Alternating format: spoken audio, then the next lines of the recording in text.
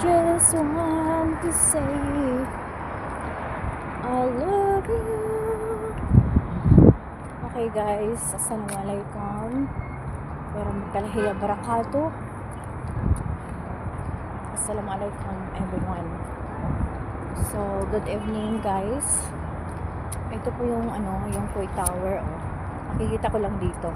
Titignan nyo, nandito po ako sa bridge. Tapos kung titignan mo, abot dito yung Koi Tower, di ba? So, ang ganda-ganda. Hanggang tingin na lang po ako ngayon guys. Sobrang lamig kasi. Gusto ko sanang magpunta doon sa Koi Tower kanina. Kaso, hindi ko magawa kasi mag-isa lang ako. So, ang ginawa ko is nagpunta lang ako dito sa nagpunta lang ako dito.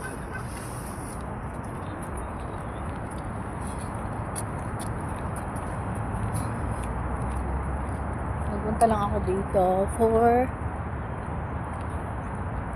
unwind. Nag-unwind ako mag-isa.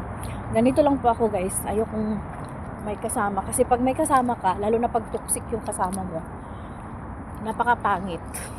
Diba? Tapos, mas maganda kasi yung kasama mo is ka-vibes mo. Tapos kung may kasama ka naman, pangit kasi kapag nagsama kayo, tapos yung kasama mo naman is hindi nakafocus sa iyo.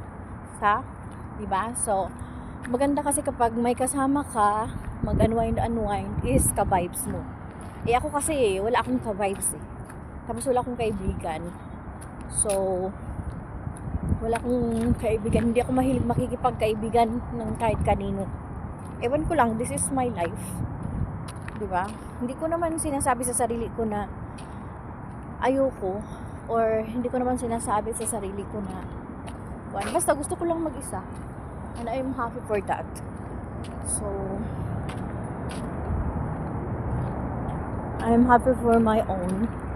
I am happy for my tawag dito. I'm happy for my own tawag ko eh. Happy na po ako sa sarili kong yung mag-isa lang ako. I am happy with my own company. Ito yung tinatawag na self-employed. Ito yung tinatawag na introvert. Kapag introvert kasi yung isang tao, 'di ba? Introvert means you are happy being alone. Ang ng iba, ang tingin ng iba is you are alone, you are sad, you are lonely. But actually, you are happy. Hindi nila alam yon, nasa yung pag-iisa na buo mo ang sarili mo.